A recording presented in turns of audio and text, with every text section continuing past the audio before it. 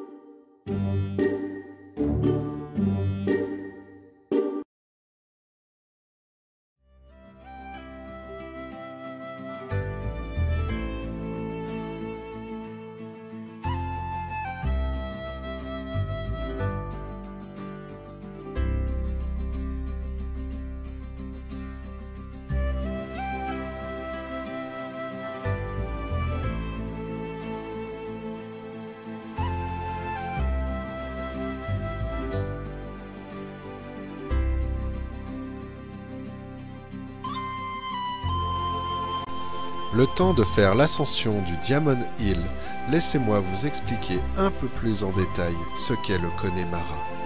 Il s'agit d'une région de l'ouest de l'Irlande qui tire son nom d'une ancienne tribu séculaire, les Connacht. L'écrivain irlandais Oscar Wilde avait l'habitude de dire au sujet du Connemara que c'était a savage beauty, soit une beauté sauvage. Entre la terre, la pierre et l'eau, cette région irlandaise a gardé une part de magie et de mystère qui émerveille les visiteurs, en particulier au moment de la découverte des fameux lacs du Connemara. Les montagnes alentour sont parsemées de landes et de tourbières qui viennent encercler les étendues d'eau aux contours irréguliers. On trouve aussi des sites funéraires mégalithiques autour de la ville de Clifden, ainsi que des vestiges préhistoriques, mais je n'ai malheureusement pas eu le temps pour y faire un détour.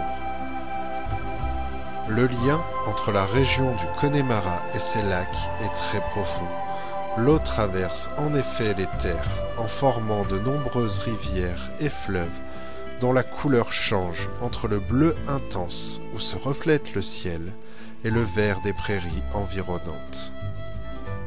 Les lacs sont de toutes les formes et de toutes les dimensions, variant entre la taille d'un marais et celle d'un véritable réservoir d'eau méritant de porter un nom poétique ou imagé, toujours accompagné bien sûr d'une légende locale que racontent volontiers les riverains. En plus des lacs du Connemara, la région possède un unique fjord, appelé Killary Harbour.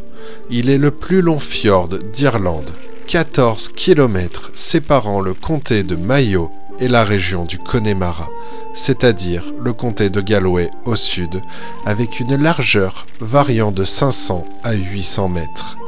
Ce fjord possède aussi l'imposante falaise des Muelrea Mountains, culminant à 814 mètres. Il est relié à l'océan Atlantique. La région des lacs du Connemara recèle également un trésor, le marbre vert du Connemara, aussi appelé le vert irlandais ou l'Irish Green en anglais, que l'on trouve sur ces pierres à travers les prairies. L'Irlande aime la couleur verte qu'elle affiche sur son drapeau. On trouve notamment ce marbre du Connemara sur des armoiries historiques, conservées au musée du Trinity College de Dublin, l'université irlandaise que nous découvrirons dans quelques épisodes.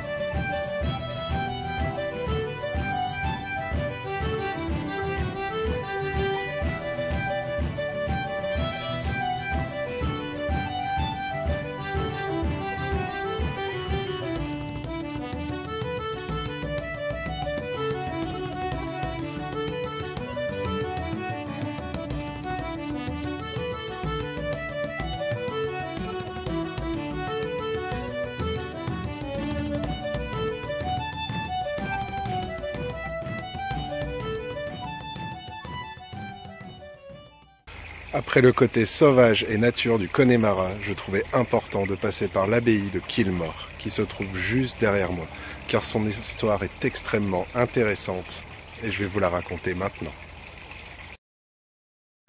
À la base, je comptais visiter le château et l'abbaye, mais malheureusement, niveau timing, ce n'est pas passé, car je devais être à Galway à 1h30 de route de là, très peu de temps après, donc je n'aurais pas eu le temps de faire la visite, et c'est malheureux, car il faut savoir que le site a été repris par des sœurs bénédictines et qu'elles y font des concerts, et à ce qui paraît, ces concerts sont magnifiques, donc je n'ai pas pu y assister, mais je vais accompagner ma voix off avec un de leurs chants pour quand même découvrir à quoi ça ressemble et je vais vous raconter l'histoire de Kilmore.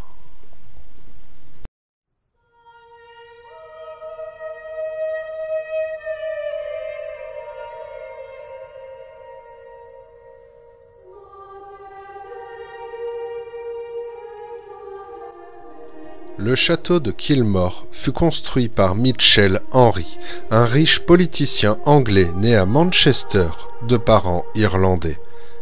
L'idée lui serait venue lors de son voyage de noces au Connemara, où lui et sa femme Margaret auraient particulièrement apprécié Kilmore. En septembre 1862, Mitchell Henry acheta Kilmore Lodge, un rendez-vous de chasse situé en bordure du Poulakapool Lough, ainsi que les terrains environnants et les droits de chasse et de pêche sur ces terres. L'ensemble de la superficie achetée représentait environ 15 000 acres, soit quasiment 61 km². Il entreprit alors de construire un château à la place du rendez-vous de chasse.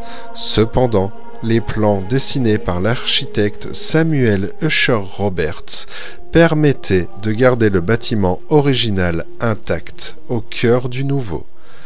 La première pierre du château fut posée le 4 septembre 1867 et sa construction prit 4 ans et coûta un peu plus de 29 000 livres sterling. Mais en novembre 1874, Mitchell Henry et sa famille firent un voyage en Égypte, au cours duquel sa femme Margaret contracta la dysenterie, dont elle mourut le 4 décembre. Son corps fut embaumé et rapatrié en Irlande. Un mausolée fut alors construit pour elle à Kilmore Castle, puis Mitchell Henry fit bâtir une église de style gothique, évoquant une cathédrale miniature, de 1877 à 1881. Un autre drame est venu s'ajouter à cela le 21 septembre 1892. Une des filles de Mitchell, Géraldine, se noya durant une promenade aux alentours de Kilmore. Ce nouveau décès, ainsi que des difficultés financières, conduisirent Mitchell Henry à vendre Kilmore Castle et son domaine. C'est finalement la communauté des dames bénédictines irlandaises d'Ypres qui le racheta après de nombreux autres propriétaires qui n'ont pas pu gérer le domaine.